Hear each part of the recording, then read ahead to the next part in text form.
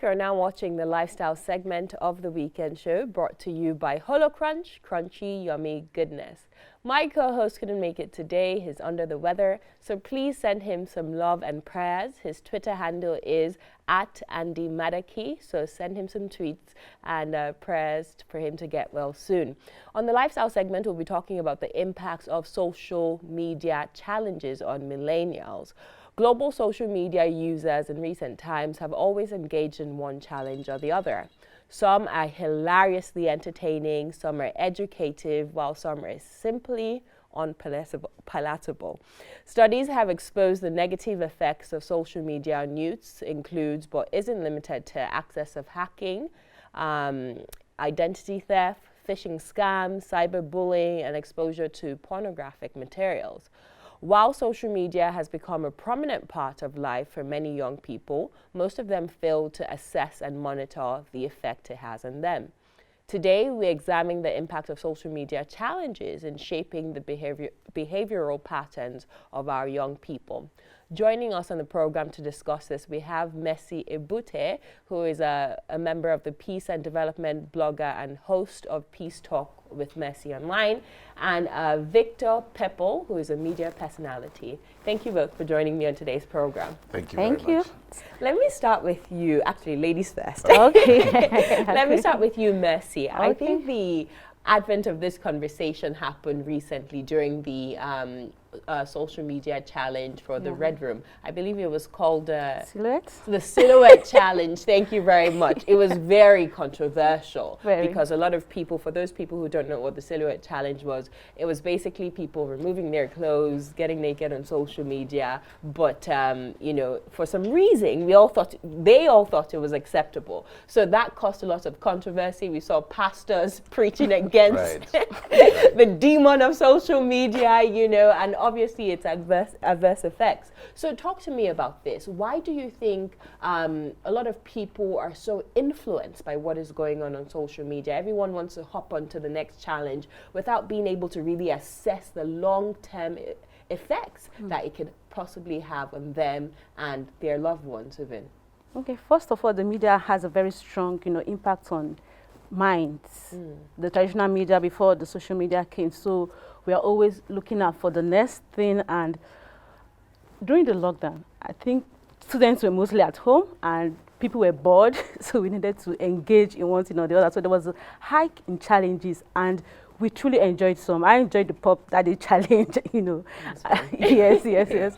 I got dressed and I kept changing from, one attire to the other. I enjoyed that. But then, of course, people are taking it, like you said, to some other level that is no longer moral, that is no longer teaching the right values, and we need to begin to look at these things. And young people also need to be aware how these things affect their minds, because you see certain behavioral patterns and you're wondering, where is it coming from? Where did my child learn this from, But they've watched this thing on television, they've seen it on social media. Everybody has a phone right now. You don't even need a telly, to know what's happening. Everybody has a phone, so everyone is trying to catch in on trends. We have a generation that is driven by trends and entertainment, so people are trying to catch minds, trying to get their fame, through those things. So young people need to know that not all the challenges challenge them to be better individuals, so they need to control the challenge they engage with. And of course, that celebrities are also taking advantage of this thing to push their music. So it's a whole lot, and I'm sure we'll get to see more of it as we continue our discussion. Victor, I wonder, you're a young gentleman. Do you share the same perspective as Mercy? Because I remember one of my nieces sent a video to our family group recently, and she was asking, she was like, auntie, uncles, were you guys here in the 90s? Were you guys around in the 90s? So we might be like the old folks that just don't get it. Yeah. So for the younger generation, is this cool? Is it trendy? Are we just being too stuck up in the way we're looking at things? Quite frankly, I think some of these challenges on social media can be fun for especially young people. I mean, just trying to ease the tension. And a lot of these challenges, got prominence during the lockdown. The COVID-19 pandemic during March, April, May, when a lot of people were stuck at home. We, thought about creative ideas as to how to break the boredom. So you'd see that they started with a pillow challenge, where you'd have a pillow in front of you with a belt, especially for the ladies, and then it became trendy. A lot of people were jumping on that particular challenge. It moved from that to the Don't Rush. There was this challenge, Don't Rush, and then everybody was singing to it. Then Falls in Nigeria had the Bob Daddy challenge she talked about. He went on to the slow-mo challenge, where you see people trying to dance in slow mode and all of that. And then very recently we saw the Silhouette challenge, where some people cannot even pronounce it, but then they want to be a part of it. And there are a lot of angles to it, really. You'd find out some people do things and do not look at the impact or the consequences of some of these things that they do. And I've realized that we have two categories of people online: those who are personable and those who are impressionable. Now, the impressionable ones are easily influenced. When you see an influencer do something, you want to do the same thing without checking the repercussions. And those who are personable look at the future. Do I have a political ambition? What will my family say when I do these things? And it goes on and on. Yes, there are a lot of young people who just jump, into the train and they just move along, damning all the consequences. Again, it's fun for young people, but we must constantly remind them that there are consequences for our actions and inactions. So for the young people watching, because obviously this is a breakfast program, young children are watching with their parents, and they're asking the same question my niece asked if we were here in the 90s, like that was like centuries ago, and they're wondering, why are you so stuck up? It's just, we're having fun. We're having fun with our friends. It's a harmless challenge. Like, what would you have to respond to that? What should they be looking out for? Well, I think we can't exactly control what some of these, younger ones see online, because if they follow you, perhaps they like you and they like the content which you put on your page, right? So it also behoves on some of us, the adults, to be very mindful. It's just like television. We know, oh, there are kids watching, but there are people who do not care as long as they can now follow us. Am I going to pull off my shirt and get 100 followers in 5 minutes? I'll go on ahead and do it, irrespective of the fact that there are young people who look up to you as influencers and want to see that, oh, I want to do the same thing this auntie is doing, for instance. And I think that we should know our limits. We should know our limits, the people who are putting out these contents as well as the younger ones. Then again, how can we regulate some of these contents for the younger ones? That's where the big question is. So, Mercy, I want you to answer the same question. For the young people who are watching that believe this is simply harmless, the social media challenges is harmless, let's have some fun. What would your advice be to them? How can they have fun, but in a respectable manner? How do they respect themselves, hold on to their morals, their dignity as individuals, while also participating and having fun on social media? Okay. For like the younger ones, even the older generations, they had their own kind of fun in those times. So it plays out in our generation, just that it keeps getting, should I say better, keeps increasing and all of that. But it's control. For me, have a focus as a young person. The challenges are always there and they are always going to be there. Like he said, what do you want to be? What are you going on social media to? Are you going there to get distracted, or you are going there to the kind of content you look for on social media accounts too? So always have a focus as a young person. Look for the right content. Of course, there are very good challenges that would make you have same fun and still keep your morale. So look out for such. Like I did Pop Daddy, for crying out loud. It was fun, dancing and then having those change of clothes.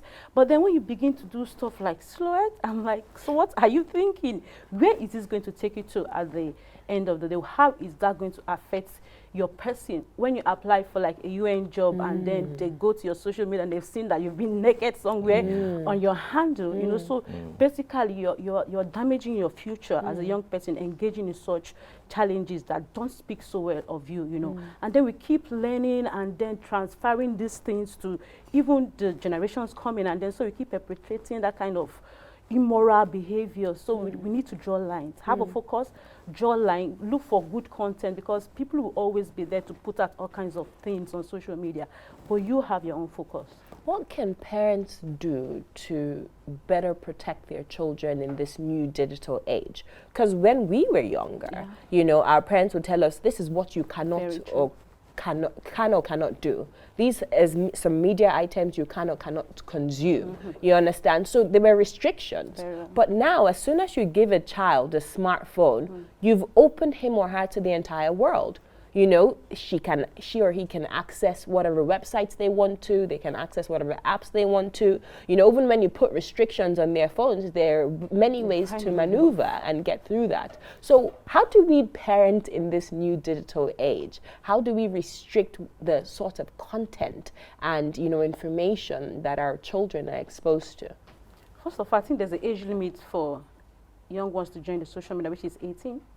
Am I wrong? Please correct me. Not anymore. I mean, with the traditional media, there's parental control, right? But with the social media, when you give them that phone and it has access to the internet, I mean, they just go on ahead. And I see that we like.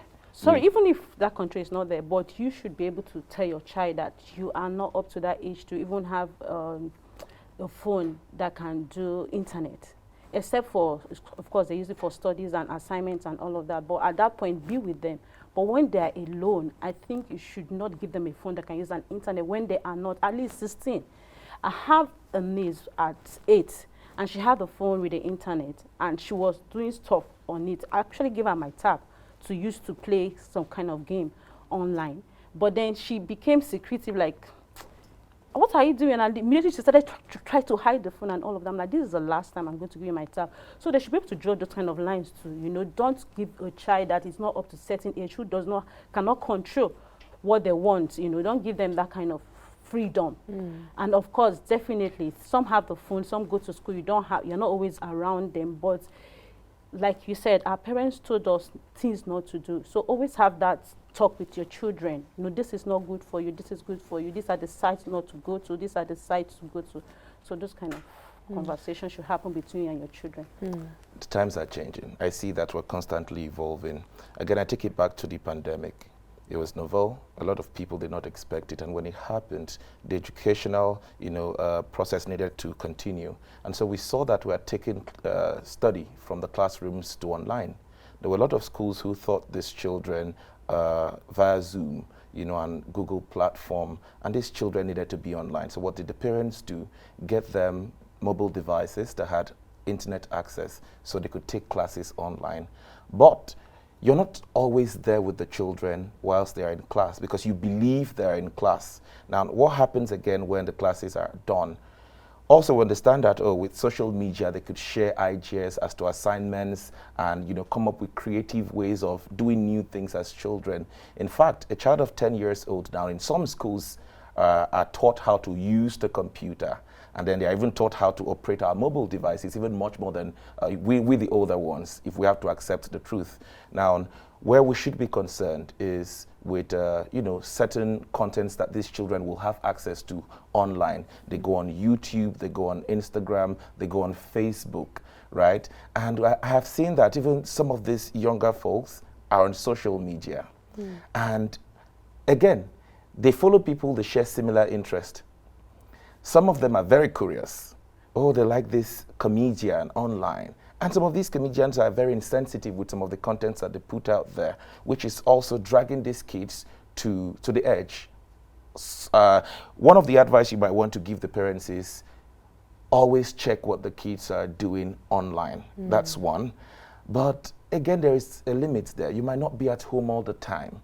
Are you going to take the phones away from them when you're not at home? Should we also consider that as well, especially if they're supposed to have classes at the time when you're not going to be at home? So just like, some traditional media where they tell you, oh, the parental control, PG-18, PG-12 and all that. I don't know how we can get to that point on social media where we begin to advise. Oh, yes, I see viewer discretion is advised sometimes, but we must get to that point where we can also tell, oh, for children, they can't see this. Again, with the silhouette challenge, as a parent, you're not there. Nobody tells the child, don't watch this. All the child does is hear the instrumental, the soundtrack, which is very popular right now. I mean, from a music of 1959, just about 60 years after, we're still, vibing to that again. It's becoming very, very, very popular. And just like you said, the kids need to be restricted. Aside controlling them and taking their phones away from them, sometimes, they're back to classes now. They could get these things from their classmates. And we know how peer pressure was in our time. It's similar with the kids right now. Most of these things are shown to them by their friends. Now, you might, to an extent, regulate it in your home. How about the other kid in his class or in her class who, I mean, there are no restrictions. The dad is always out, the mom is out. To just give them the phone and they can get access to some of these things. I think we must try, to see how we can begin to make sure that those who put out some of this content would have in mind that kids can just pick up their phones and get online, really, and see some of these things. It sounds to me that it has to be a collaborative effort from we, the social media users. We need to be careful about the content we put out there, knowing that there is no way to fully regulate the social media space. So those people who are watching you, those people who are following you might be underage, so therefore it's our responsibility as decent human beings just to ensure that we're putting out content there that is palatable to people of different ages. Then also with parents, we also have to make sure that we draw the line. I know parenting in the digital age is quite difficult, but we must also be very proactive in the way that we parent this new generation. We can't live them to the internet to raise them, and for the consumers, those people who are participating, it's okay to have fun, but you also have to be wary of the adverse effects that this social media challenges can have on you, psychologically, physically, career-wise in the future. So we all have to be able to weigh the pros and the cons. So as we round up, I want you to speak to our viewers about some of the pros of social media, because I don't want anyone to leave this conversation thinking that social media is all negative, that it's only negative things that can happen on there, because beautiful things happen. Proposals, love stories happen on there. It germinates from social media. Career opportunities also happen on social media. So talk to us about some of the positives that we can also take away with us as we wrap up. Okay, guys, so social media is not all bad, and there are lots of opportunities on social media. Like everything has its own good and bad side. But then, of course, you have to learn how to maximize the opportunities we have on social media. And I would like to maybe use my own, social media engagement as an example. When I go on social media, when I wake up in the morning, first of all, I like to build my mind. Go to a site that educates me on my interests. Like, I run a peace talk show, so I like to promote peace. And, of course, it's needed at this time in our country. So I go to sites to look at how do we ensure what are the tips for peace building. So learn something. When you wake up, learn something before you start engaging to say what is trending or hacking on one propaganda or one gossip or one political thing that does not really concern your career. Learn something first of all when you wake up. And then, of course, also take a break on very healthy content. Laugh, like I used to have a break time like 12 o'clock. I look for comedians that really catch my interest, and I have some laugh on social media, and I watch some interesting movies and all of that too. But first of all, have a focus. Build your mind. Build your mind. Look for what is your career, and then connect socially. Connect with people. Like coming here now, it's social media connection that brought me to this show today, because I am there, pushing out content that people saw.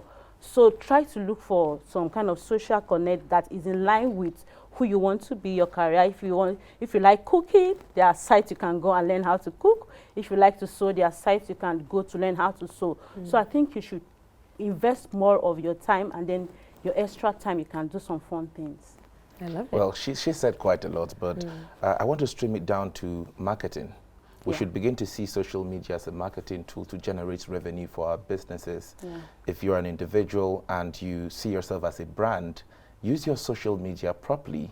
I mean, I anchor events, and I see a lot of people, when I meet the event manager or clients for the first time, they want to go on my social media, for instance, to see the previous works you've done and how you're able to carry that particular event, for instance. And I know a number of jobs I've gotten off of social media.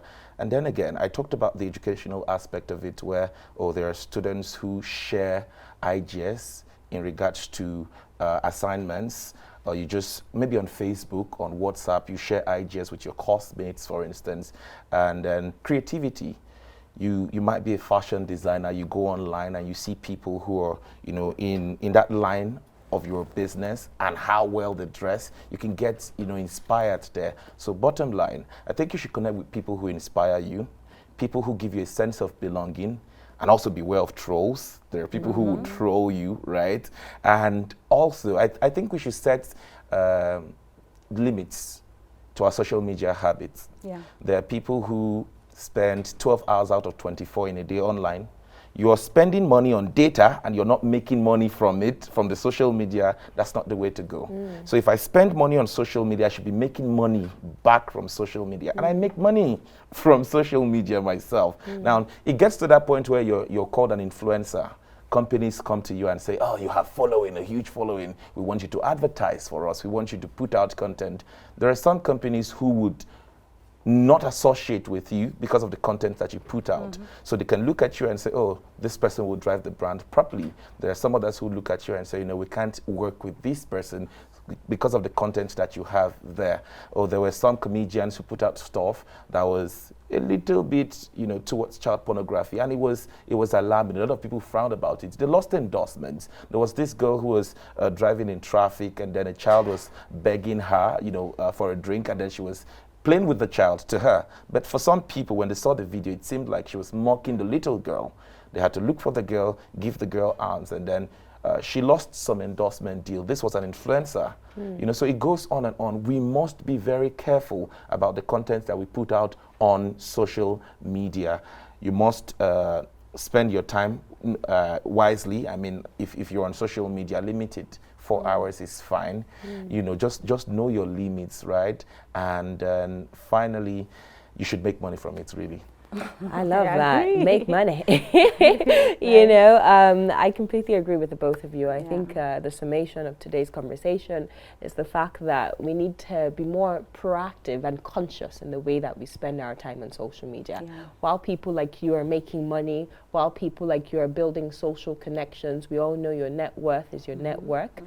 Your network is your net worth. Right. You know, other people are just out there wasting time and wasting data. So Trolling people. and trolling people, the trolls.